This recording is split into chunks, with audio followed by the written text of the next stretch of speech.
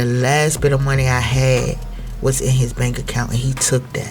I spent 10 to get a car. Didn't have a license at the time because I had fucking fines and fucking child support.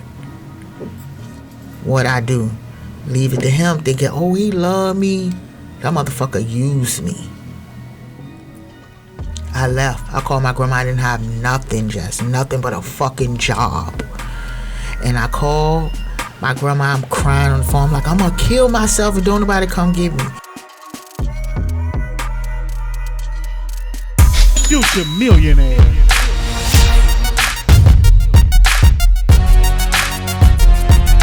You can come get rich with us. You gon' eat or you gon' starve.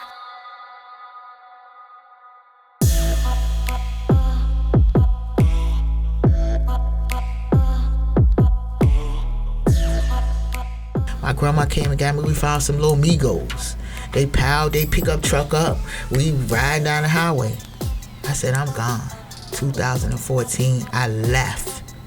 And I went to Richmond. Stayed in my grandma's house. She allowed me to come back in. I was a disrespectful motherfucker. Like, I wouldn't even let myself in that motherfucker. If I was her, I'd have been like, bitch, you need to find you somewhere to go because I ain't fucking with you. But my grandma big on family, so she said you can come back. I stayed, didn't stay that long. Got a job, got my shit together, moved out. Worked on, had my kids. By that time when I left him, I had 2 of my kids. Versus not having none, I had 2. And I went and I let myself know, like, damn, you gotta do what you gotta do for yourself. And I went and got my own place. I survived it, lost some jobs, gained some jobs, and I continued on with my journey in life. And for that part of me, I'm still kind of fucked up behind where it goes. And then you know how it is, just when you meet somebody and they're compatible for you. Like, they're compatible with everything you looking for in your dream. I never had somebody, I had people buy me stuff, but I never had nobody to say, here, Meesha, happy birthday to you. I never had a birthday party in 37 years of my life. I never was able to be a kid. And I fucking fucked up with my own kids because I ain't allowed them to have their mom there to show them what it is to be a kid. I'm giving my responsibility to other people. Why? Because I didn't want that fucking responsibility. I just want to fucking run the street, fuck niggas, fuck you, fuck this person, like, fuck you type of shit. And that shit won't fair. Like, it's not fair as an individual. And I met somebody that would match my energy, that brought me up. Like, I had to stay I lost another place. I moved to Richmond, lose place, still doing fuck shit, don't want to pay my bills, don't want to do nothing. I just want to live this certain lifestyle. No, I couldn't afford it. No, I was paying $900 in child support. No, I ain't have it. Should have been paying my bills. No, I want to buy other shit. And I did that, and I lost the place. I had to go stay with my sister. And me and my sister, we don't see eye to eye at all the time. So I was like, you know, at the time, I'm blaming other people, like, you did this, you did that, still gossiping, talking about this person, talking about that person, doing this, doing that, and they ain't realize, like, goddamn, bitch, it's you. Went to go stay with my sister, Matt, you know, and he took me on my first date. Like, I never had been on a date before. I didn't even know what the fuck a date was. Like, I'm like, what the fuck is a date? Like, he like, I'll take you wherever you want to take, wherever you want to go. I put fucking dating buses because I never been on a fucking date before. I didn't go to, like, Benny Hanna's. I didn't go to that shit. I'm messing with trap niggas. They taking your ass to the corner and you getting some food and y'all chilling in the car and talking and getting fucked up. So, I dealt with that for a long time. We moved in and we struggled, not paying, or I'm wanting to do this and he like, no, you need to pay. And I'm like the type of person, I was bad on money management, like bad with that shit. I'm like, I get some money, I'm like, shit, I'm going to go blow this shit, fuck this, worry about the other shit later, like bills. And he helped me to understand who I was. Like, this is how a woman should be treated. These niggas don't give a fuck about no female. These niggas they one objective is to fuck. And I didn't understand that. And as my journey went on, he helped me with jobs, like, you got this, you could go get this job. And I started working with a job, and I told myself, I was like, I ain't fucking with no bitches there, because every time I fuck with some bitches at a job, this shit land me into some shit. I'm either ready to beat your ass and getting fired, ready to fuck you up, or I'm just doing some crazy shit. Like, I'm ready to beat your ass, like, because you talking crazy to me. And I had to think about that, just like, I really had to think about that shit. Like, I can't keep doing this. Like, this shit ain't fair. And I did that shit. I was fucking with this girl, and it was just... A bitch took FMLA because I didn't want to see this bitch at work. Like, how you letting some motherfucker stop your coins? I'm laying in the bed every day. I wake up, I'm like, I'm gonna go to work today. Wake up, like, call the doctor. I'm like, something is wrong with me. So I went there. They told me, he was like, you having some type of anxiety. Gave me the anxiety pills. He like, you need to take some time off. You need to be on FMLA because the job is stressing you out. I would go home every day. Just like lay in the bed, I drive to work, a bitch would turn around, hit the exit, turn around, I'll call him. I'm like, I can't do this. And he like, all right. I go back home, I get in the bed, I'm like, I'm gonna try it again. But that shit, like, I had to take meds for it. I never took no fucking meds. So I'm thinking in my mind, like, a bitch is crazy. Hell no. So me and him had talked, and he was like, let's go. And I was like, let's go, where we going? He was like, let's just move to Atlanta. I'm like, for real? He was like, yeah, let's go. Packed up. Yeah, I needed something different. It was like my lifestyle was like fucked up, and it was just like I'm arguing with people in my family. They calling me this, I'm calling that, fuck you, this. And I needed to get away. He wasn't even used to hearing that. So I'm like, like, this shit ain't normal. Like, let me get the fuck on. So, packed my kids up. We packed the car. We packed the U-Haul up. We left. We came here. Got a job. And I think it was the best decision for me to leave it. Because I was a fucked up motherfucker. And before that, before I left, I was at my lowest state. Like, I wanted to commit suicide. I actually had started a bit. That's why I'm so big on people with these businesses. I had started a business. A girl had reached out to me on Facebook. She was like, yeah, I got a shoe connect. Everybody know I like shoes. She like, yeah, you can get anything you want. She like, you can give me $500. I went to him. I was like, I need $500. I want to do this. Of course, he going to give it to me.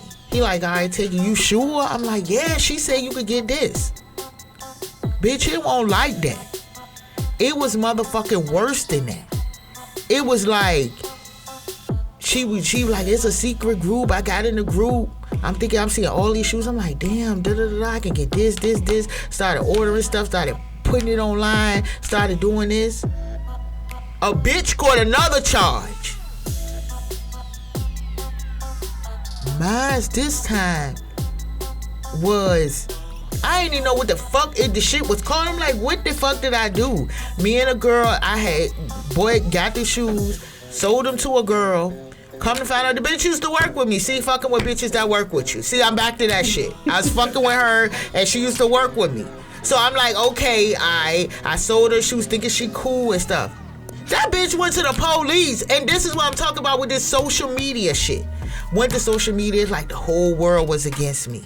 She called the fucking police, had the shit on fucking Facebook Live, and boom.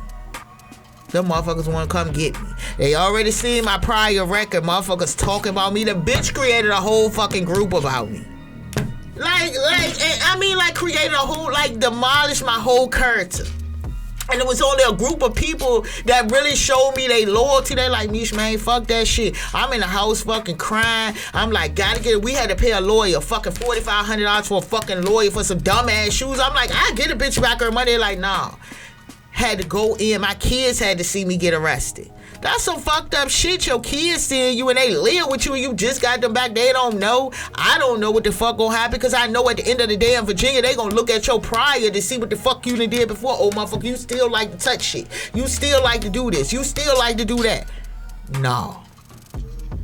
And I had to deal with it. And it ended up being a misdemeanor because some of the shoes wasn't fake. But she had demolished my character to make it seem like, oh, this bitch out here selling fake shit. That's why I'm so big just on motherfuckers when I be telling them, like, y'all better be careful with selling this fake shit. Like, cause that shit is real. That shit is a fucking charge. Like a real life fucking charge. Because it ain't yours. And that company ain't Gucci, Louis, whoever the fuck, and Nike, whoever the fuck they is, ain't tell you that you can sell a shit. And that shit landed me just a misdemeanor. And I hadn't been in trouble in fucking 12 years. A fucking misdemeanor. And fucking going to do weekend times for 7 fucking months. Behind $100. And I told myself, I was like, fuck this. I ain't doing this. And it bashed me for a long time. I was like, oh, a bitch was scared. I was like, I ain't fucking with no more. I ain't doing shit else.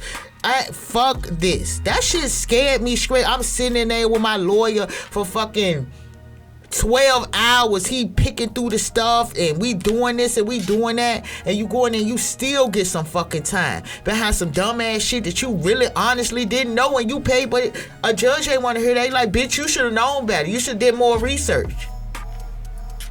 I did that. When we came here, I was like, fuck that. Like, I gotta get on my grind. I gotta do what I need to do for me. Like, fuck that. It's all about me and my kids. Fuck a family right now. Fuck that. I need to Meesha got to get her shit together. And I was in denial for a long time. And I was like, I didn't realize that I was the fucked up person. It wasn't my family. Some of my family members, they ain't fucked up. And that's why, another reason why I told you I wanted to do this podcast. Because it ain't fucking won't them. It was me. Like, I done did some fuck shit to them. Family members say I did some shit. Yeah, I'll take it. I did it. I wasn't perfect. Ain't nobody perfect. But I came here and I changed my life to put myself on a pedestal. And that's why I want to tell people, it's not about, don't be ashamed about your fucking past. That's why they call that shit the fucking past. Why? Because it's the fucking past. People will beat you the fuck up because they like, oh, well, bitch, you did this in 1999. Bitch, 1999. It's 2021. You still talk about, and that's what I'm talking about. We bash each other out for dumb shit. But this go around, I said when I was going to start a business, I said a bitch is going to come back 10 times harder. I don't give a fuck. If you caught me out there and you said, oh, well, she did this to me, okay. Now where we at? I just want to ask you, why do people exploit people on social media? Why? What are you getting out of it? Clout? Nah, they do it. They do it for clout. They do it just to make themselves look good in the light. But at the end of reality, you ain't moving no more further than what I'm moving.